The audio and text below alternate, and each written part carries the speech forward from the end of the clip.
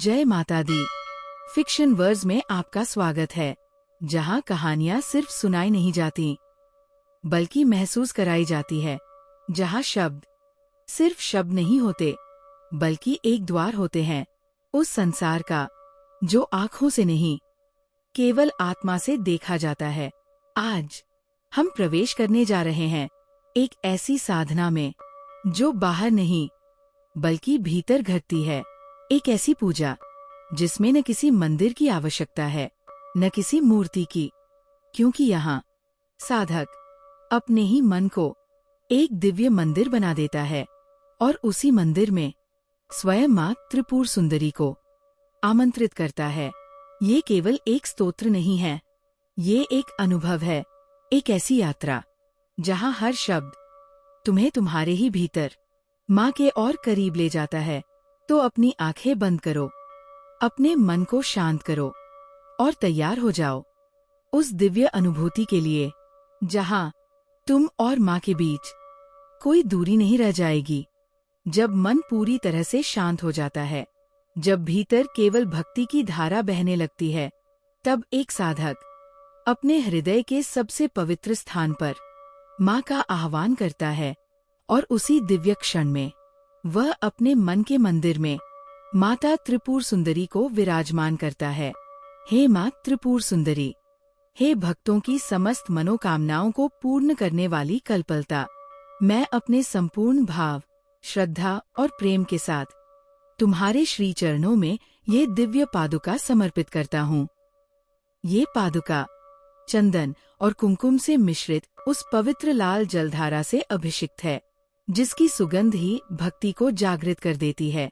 असंख्य देवांगनाओं ने अपने कोमल करकमलों से इसे प्रेम पूर्वक धोकर पोंछकर पूर्णतः निर्मल और पवित्र बनाया है।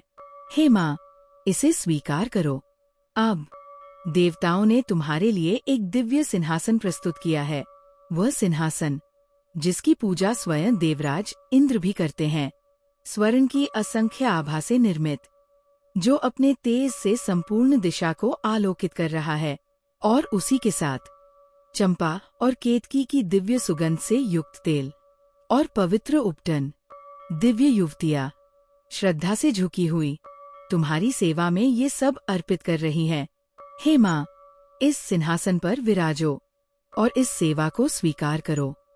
हे शिवप्रिय, अब ये पवित्र आंवले का फल स्वीकार करो जिसमें संसार की समस्त सुगंधित तत्वों का समावेश है, जिसकी सुगंध ही मन को पवित्र कर देती है।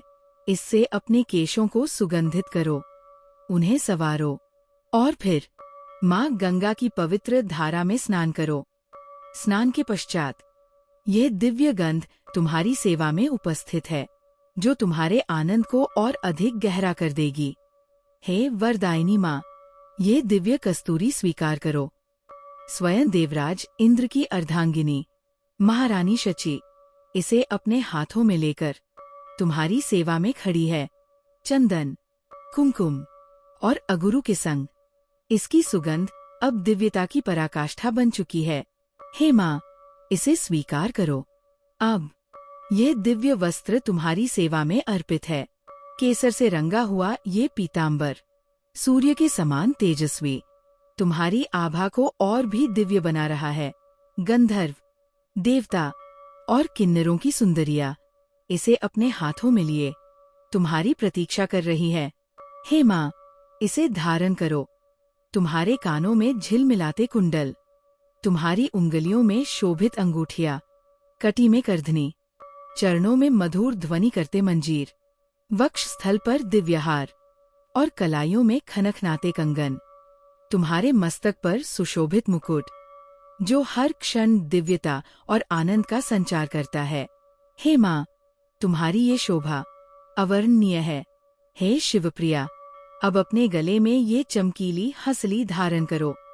ललाट पर सिंदूर की दिव्य बिंदी सजाओ और अपने उन नेत्रों में जो कमल की सुंदरता को भी लज्जित कर देते हैं, ये दिव्य काजल धारण करो जो दुर्लभ औषधियों से निर्मित है।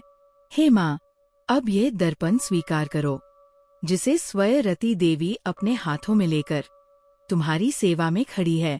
ये वही दर्पण है जो क्षीर सागर के मंथन से प्रकट हुआ था, जिसकी उज्ज्वलता चंद्रमा की किरणों जैसी शीतल और पवित्र है।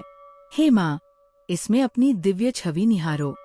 अब यह पवित्र जल, जो चंपा, गुलाल, कस्तूरी, चंदन और अमृत से युक्त है, तुम्हारी सेवा में अर्पित है।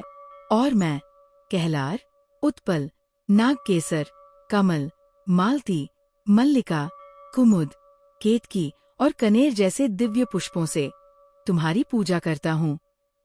हे कमल में निवास करने वाली चंडिका, इन पुष्पों को स्वीकार करो। ये दिव्य धूप, जो जटामानसी, गुग्गुल, चंदन, अगुरु, कपूर, मधु और घी से निर्मित है, तुम्हारी प्रसन्नता को बढ़ाने के लिए प्रज्वलित है। ये दीप, जो अंधकार का नाश करता है, ज्ञान का प्रतीक है, तुम्हारी सेवा में जल रहा है।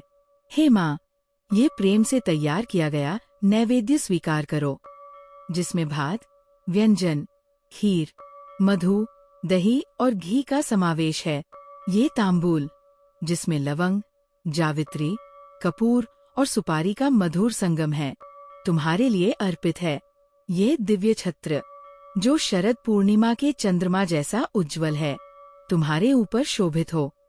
ये श्वेत चवर, जो शीतलता प्रदान करता है, तुम्हारी सेवा में डुलाया जा रहा है। और उसी क्षण ऋषियों के वेद मंत्र, स्वर्गीय संगीत, मृदंग, शंख और वीणा की ध्वनि और दिव्य नृत्य सभी मिलकर तुम्हारी महिमा का गुणगान कर रहे हैं। हे माँ, यदि इस संपूर्ण स्तुति में भक्ति का एक अंश भी हो, तो उसी से प्रसन्न हो जाना, क्योंकि तुम्हारी भक्ति ही जीवन का परम फल है और वही इस जन्म को सफल बनाती है। और जो साधक इस प्रकार अपने मन में तुम्हारी ये मानसी पूजा करता है, वह संपूर्ण पूजन का फल प्राप्त करता है और अंततः तुम्हारी कृपा का अधिकारी बन जाता है। और जब साधक इस अवस्था तक पहुंचता है, तो उसके भीतर कुछ बदल चुका होता है। अब वह केवल पूजा नहीं करता, वह स्वयं पूजा बन जाता है।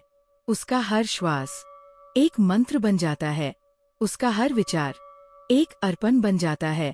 और फिर धीरे धीरे उसका मन, उसकी बुद्धि, उसका अहंकार, सब कुछ माँ के चरणों में विलीन होने लगता है। यही वो क्षण होता है जब साधक और साध्य के बीच की दूरी समाप्त हो जाती है, जब माँ बाहर नहीं रहती, बल्कि भीतर ही विराजमान हो जाती है। और तब न कोई भय रहता है, न कोई अभाव, न कोई अशांति, केवल एक ही अनुभूति रह जाती है, माँ की, उनकी कृपा की, उनकी उपस्थिति की।